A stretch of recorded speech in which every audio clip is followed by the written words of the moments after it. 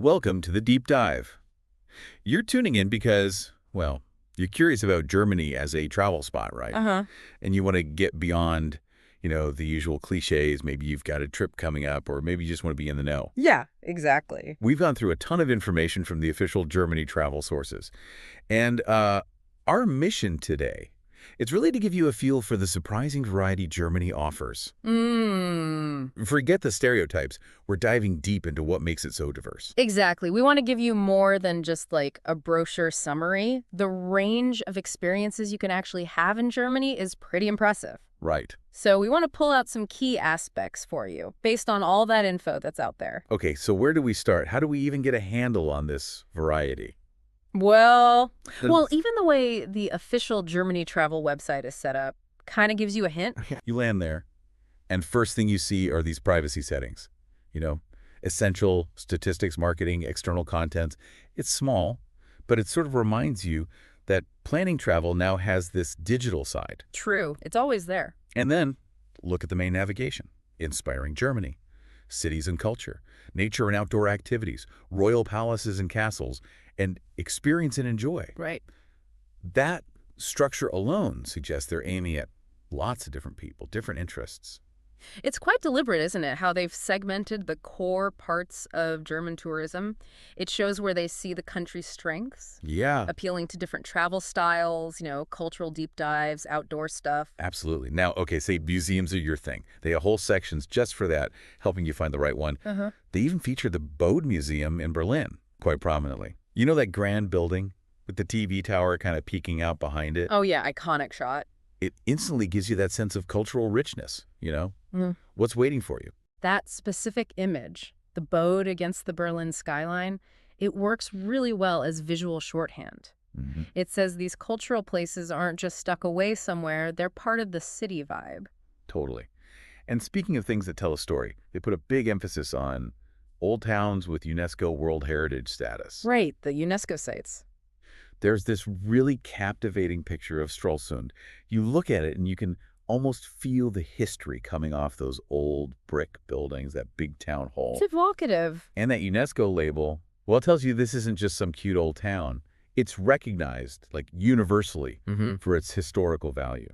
Yeah, when you see Stralsund there, think of it as an entry point.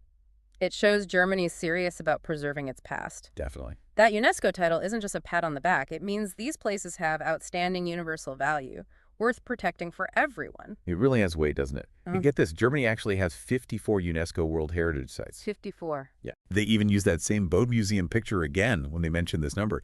It really hammers home how much historical, cultural stuff is packed in there. 54 is, well, it's a lot. Italy has the most currently, I think. But Journey's list is incredibly diverse. Oh, really? Yeah, you've got everything from old industrial sites like the Zollverein coal mine in Essen to entire medieval city centers like Regensburg. It shows a really broad commitment to heritage. Wow. Okay, shifting gears a bit. Something more fairy tale-like. They have a whole section on castles and palaces, and they actually call them potential fairy tale film settings. Nice framing. The picture they use of Moritzburg Palace is just stunning. Yeah. It honestly looks like it could be from a movie. That's smart marketing, isn't it? Tapping into that universal appeal of beauty, romance, maybe a bit of, escaping reality. Total. And Moritzburg, yeah, with the water and the architecture, it fits perfectly. But it's not all looking backwards. They also highlight a latest trend, traveling out into the countryside by train. The train travel thing. Yeah. The image for this Berchtesgaden National Park, just incredible alpine scenery. It really taps into that desire for maybe more sustainable travel and nature. Definitely. That interest in train travel, especially to rural spots, it's part of a bigger global shift, isn't it? Towards greener travel, slower, maybe more authentic experiences. Right. And Berchtesgaden, wow, prime example of the kind of natural beauty you can get to easily with Germany's trains. They are efficient. Yeah. And for those who might not have a lot of time, Yeah. they showcase what you can do in a 48-hour trip to Berlin. Quick city break. Yeah, and the image is the government district along the Spree River. Yeah. Gives you a real sense of the modern political center of the country. It's the contrast that's interesting there, isn't it? You can go from these huge natural parks to this super concentrated urban experience. And highlighting a 48-hour plan acknowledges, well, reality for many travelers. Limited time, but still want something impactful. Definitely. And if art is more your speed, they've got a section on classical art museums. It features Wolfgang Matthier's Century Step sculpture right in front of the Museum Barberini in Potsdam. Ah, yeah. It's a really striking sculpture against that sort of elegant classical museum building. That mix the modern sculpture, the classical building, that's probably quite deliberate. You think? Yeah, it hints at this ongoing conversation between tradition and what's happening now in German art. Suggests a dynamic scene. Makes sense. Oh. Now, if wide open space is called to you, they spotlight 16 highlight natural landscapes. Okay. And the picture they use, the Hintersee Lake with the Hochholter Mountain towering behind it, just incredible. Really sells the natural beauty. By curating these highlight landscapes, they're basically giving you a guide, aren't they? Yeah, like a best of. To the most stunning, ecologically important natural spots. Perfect for hikers, photographers, anyone wanting to just soak in nature. Now, this next one feels very, very current. They're promoting vegan and eco-sustainable city getaways. Oh, interesting. And the picture is this really nice-looking vegan bowl. It shows they're definitely tuned into, modern travel values. Absolutely. That reflects a big and growing part of the travel market, doesn't it? People prioritizing ethical choices, environmental responsibility. For sure. So by highlighting vegan and eco options, Germany's saying, hey, we align with those values. It's amazing how many angles they cover. They even have a section showing their latest articles. And the variety is just, ooh. Okay, get this. An AI travel influencer. Seriously, AI. Yeah, wild, right? Then tips for summer festivals and even unique overnight stays in palaces, monasteries, castles. They mentioned Laser Castle specifically. That range in just their recent articles tells you a lot about their strategy. They're trying to catch everyone, from tech-savvy travelers to people wanting that classic castle stay. Exactly. And there's more. Articles on classical music festivals. The Brahms Festival in Lübeck gets a nod. Nice. For the more active types, castle hiking adventures, featuring the Reichsberg Kokum, which looks amazing. Castle hiking, okay. Then there's Bamberg. They highlight it as UNESCO World Heritage, where history meets coziness. They show that famous Old Town Hall on the river. Ah, Bamberg, yeah, beautiful. They even cover film festivals and these original city tours for something a bit different, off the beaten path. This a quick rundown really just underlines how multifaceted Germany is as a destination. Totally. It suggests that whatever you're into, you'll probably find something that clicks. And the museum theme pops up again. Outstanding museums with the highest praise. Okay, so beyond just museum. Right, outstanding. And they feature the Völklingen Ironworks UNESCO site. That's pretty different, isn't it? Shows heritage beyond just art and old buildings. Including Völklingen is a great example of how they interpret outstanding. It's not just traditional collections. Right. It recognizes major industrial heritage sites, too. Gives you a fascinating look at Germany's tech and social history. Then they switch focus to the vibe of university cities. Ah, like student towns. Exactly. Youthful vibes and colorful atmosphere. The picture is Fischerau Street in Freiburg in Breisgau. Looks really lively. Yeah, highlighting places like Freiburg appeals to people looking for that dynamic, contemporary city feel. Right, the energy. Driven by students, a thriving cultural scene. They also talk about capitals of culture making a grand entrance on the European stage. And they feature the Chemnitz Opera at dusk. It really places Germany within that broader European cultural picture. Spotlighting capitals of culture draws attention to cities really shaping European arts right now. Positions Germany as a key player. And Chemnitz being the capital of culture in 2025 is a big deal coming up. Good point. Now, for anyone into cars, there's a section on hotspots of automobile history. Of course. I have cars. They showcase the August Horch Museum in Zwickau, caters to a really specific interest, but highlights Germany's huge role in the car industry. That focus on car history shows the depth they offer.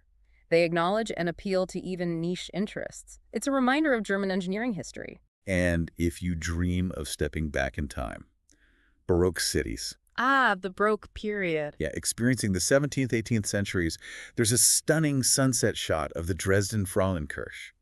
Really captures that architectural grandeur. Focusing on cities like Dresden really highlights that opulent, significant period in German history. Lets visitors immerse themselves in the art and culture of that time. For design and art history fans, they spotlight the Bauhaus movement. Essential. You can follow its footsteps, and they show the iconic Bauhaus Meisterhaus in Dessau. Such a landmark in modern architecture. Including Bauhaus underlines Germany's huge influence on modern design and architecture, attracts people interested in the history and impact of that school. And for sports fans, Yeah. can't forget them, football hotspots, Naturally. featuring the Allianz Arena in Munich, acknowledges just how massive football culture is in Germany. Recognizing football hotspots taps into a major part of German culture, national identity even, appeals to millions who might plan a trip around a game or football history. They also touch on action and adrenaline. Oh, like what? There's a picture of someone whitewater kayaking in the Harz Mountains, so catering to adventure seekers too. Including adventure sports definitely broadens the appeal beyond just sightseeing. Shows Germany offers active, maybe adrenaline-fueled stuff in its natural landscapes. For something totally different again, the volcanic Eiffel. Volcanic in Yeah. Germany. Yeah. They call it geological time travel. Features the Donner Mar, one of those unique volcanic crater lakes. It's a really interesting landscape, geologically speaking. The volcanic Eiffel sounds pretty unique. Lets you explore volcanic remnants, understand the region's natural history, like a journey through deep time. And it's really good to see they emphasize that nature, national parks, can be completely accessible. That's important. Yeah, they show this really inclusive picture of a diverse hiking group in the Black Forest. That commitment to accessibility matters. Highlighting accessible nature shows a real commitment to making sure Germany's beauty can be enjoyed by everyone, regardless of physical ability. It's great they stress that. They even mention pilgrimage as a reason to travel, Ah, a different angle. for slowing down, reflecting. And they feature Hohenzollern Castle in this context, offers a more contemplative kind of trip. Including pilgrimage acknowledges that deeper, more personal kind of journey, often tied to historic or religious sites like Hohenzollern, focuses on introspection, maybe spiritual exploration. Then there are the peaceful lakes and wild river landscapes. Sounds relaxing. Totally. They show this incredibly calm picture of Frauenthal and Frauenworth Abbey on the Chiemsee Lake. Really appeals if you're seeking quiet and beauty. Emphasizing the serene lakes and rivers caters to travelers wanting relaxation, immersion, and pretty scenery, a nice contrast to the faster city stuff. And they remind us about the romantic or fairy tale German holiday roads. Back to the fairy tale theme. Yeah, and they use Harburg Castle as a prime example. Yeah. Really brings back that enchanting storybook feeling many people associate with Germany. Those themed routes, like the romantic road or fairy tale route, they cleverly tie together lots of appealing things. Castles, scenery, charming towns. Creates a really strong travel narrative. They even have a section on the world of German animals. Oh, cute. And they include this really sweet picture of a squirrel. It's a small thing, but adds a touch of wildlife interest. That little reminder of wildlife adds another layer, doesn't it? Suggests chances for nature watching, maybe seeing some local animals. And for a really specialized interest, top spots for astronomy fans. Stargazing. Yeah, amazing starry skies in the Harz Mountains. Caters to that niche traveler looking for dark sky places. Focusing on astronomy spots shows they really do cater to diverse, even quite specific interests, offering unique things like stargazing where there's little light pollution. Going back to castles again for a sec, they mention experiences from medieval banquets to the Song of the Nibelungs. Ah, connecting history and culture. Right, linking these old sites with rich stories and legends. By linking castles not just to the buildings themselves, but to events, to famous literature like the Nibelungenlied, they make the visit richer. The sites become more than just stone. They're links to the past, to cultural heritage. They also reinforce that journey back in time to the Baroque era idea. Again, Yeah, with another beautiful image, this time of the Dresden Zwinger, really underlines that historical immersion possibility. the repeated focus on the Baroque, using icons like the Zwinger, it solidifies Germany's appeal for anyone really into that period. Suggests you can really dive deep into that specific cultural moment. And they offer top tips for special holiday experiences. Hohenzollern Castle pops up again here. Seems like a standout location. Yeah, suggesting it's a great place for a really memorable stay. Highlighting special experiences and featuring places like Hohenzollern encourages people to look beyond the standard tourist stuff. Find something unique, unforgettable. For the history buffs, they point out where world history was written, featuring Schloss Cecilienhof in Potsdam. Ah, the Potsdam conference site. Exactly. Reminds us of Germany's role in major global events. Including sites where history literally unfolded, like Cecilienhof, adds that layer of gravitas, intellectual interest, appeals to people wanting to connect with big moments in world history. They even talk about the chance to dine and sleep in regal style. Live like royalty. Kinda. Glücksburg Palace is the example. Leans into that fantasy, even just for a night. Promoting stays and dinners in historic castles like Glücksburg offers a really immersive, unique experience, lets you step into a different time, get a taste of that life. Okay, let's switch gears completely. Something vital to any trip. Food and drink. Yeah, yes, They fine. have a whole section. This is the Taste of Germany. Focuses on wine regions. There's a beautiful picture from Maikammer in the Palatinate wine region. Focusing on wine acknowledges a huge part of German culture and food. That Maikammer image perfectly captures the vineyard scenery, invites you to explore the wine landscapes and traditions. And they expand on it with wine experiences from the Ahr to Württemberg. Really shows how geographically diverse the wine regions are. Yeah, mentioning specific regions like the Ahr, known for reds, and Württemberg, with its variety, highlights that diversity. Different wines across the country, something for every palate. They don't forget beer, though. Section on craft beer, hop heroes everywhere. Good, not just traditional beer. Right. Shows they know about the thriving craft scene beyond the big breweries. Recognizing the craft beer scene shows they're up on current trends. Caters to travelers wanting to try local artisanal brews, a modern twist on a German classic. And they revisit that vegan and eco-sustainable theme here, too, in food and drink. Connecting it all. Shows those values aren't just about where you stay, but what you eat and drink, too. Repeating the vegan and eco options in this section reinforces that idea. These values are woven into different parts of the travel experience now, caters to that growing demand. Did you know Germany has a wine queen? A wine queen, Oh, seriously? Yeah. That's a fun, unique cultural thing you might not expect. The wine queen idea adds a distinctive cultural flavor to wine tourism, highlights regional pride, tradition, in a kind of charming way. Shifting again, they also cover an A to Z of health and wellness. Okay, spas and relaxation. Yeah, caters to people looking for more restorative, rejuvenating trips. Including health and wellness broadens the appeal. It's not just sightseeing, it's also about relaxing, recharging, self-care. This includes highlighting health spas and health resorts, a place to take a little time out. They feature a calm picture of Selen on the Baltic Sea coast. Featuring spas and resorts, especially in scenic spots like Selen on the coast, emphasizes combining relaxation and well-being with Germany's natural beauty. They even mention scenic wine hikes. Wine and hiking together. Yeah, in various regions, like the stunning Moselle Loop, perfect mix of outdoors and enjoying local wine. Combining hiking through vineyards with wine tasting sounds like a really appealing, unique experience. Lets you fully immerse yourself in the culture and landscape of the wine regions. To kind of pull it all together, they emphasize Cultureland Germany. The big picture. Yeah, featuring the impressive James Simon Gallery in Berlin.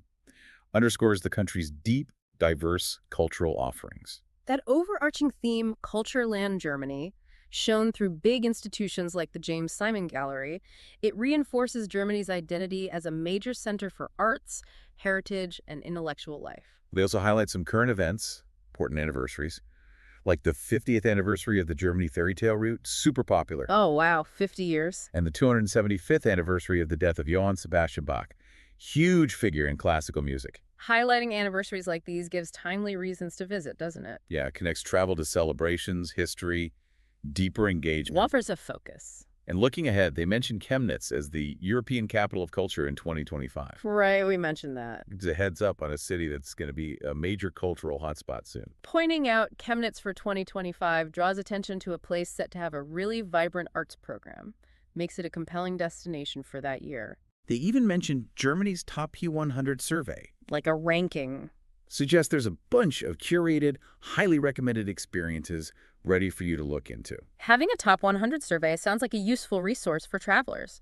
Curated tips, insights into some of the best things Germany offers. And for anyone thinking about train travel from nearby countries, they briefly mention connections with Austria, Switzerland, France. Easy access. Yeah, really highlights how easy it is to get to Germany within Central Europe. Highlighting international rail links emphasizes Germany's central spot in Europe, its accessibility, makes it convenient. And it's great they strongly emphasize barrier-free travel again. Consistent message. Really reiterates their commitment to making travel accessible for everyone. That consistent emphasis on barrier-free travel underlines a real commitment to inclusivity, making sure more people can experience Germany's attractions. Finally, they give this lovely overview of the 4 seasons in Germany. What each season offers.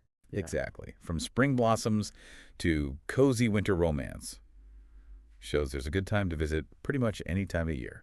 Outlining the appeal of each season effectively shows Germany as a year-round destination. Different experiences, different beauty as time passes. And just to give a taste of what's catching people's eye right now, they even share highlights from their Instagram account at Germany Tourism. Oh, cool. What kind of stuff? Stunning pictures of places like Halle Cathedral, the town of Bamberg, a lighthouse in the Wadden Sea, Hamburg, the Museum Folkwang, Ornemünde Beach. So a real mix. Yeah, gives you that contemporary visual snapshot of the country's appeal. Those Instagram highlights are a really current, engaging way to show the variety Germany offers. Inspiration for travelers gives a real-time feel for what's popular. So as we wrap up this deep dive, I think it's pretty clear Germany is way more than just the stereotypes. Definitely. We've really only scratched the surface here, but hopefully we've given you a sense of the incredible range of experiences, catering to almost every interest you can think of. From history and culture, to amazing nature, to modern sustainable travel. Absolutely. What we've looked at today, pulling from all this info, it really just hints at the depth and variety waiting there. Germany truly seems to have something for everyone. Exactly. This is meant to be a shortcut, to get you well-informed quickly, show you the variety beyond the surface level. Yeah. And now, thinking about this incredible range we've uncovered together, what specific bit of German culture, or maybe landscape, has sparked your deepest curiosity? Makes you want to explore it more? That's your personal invitation, really, to continue your own deep dive.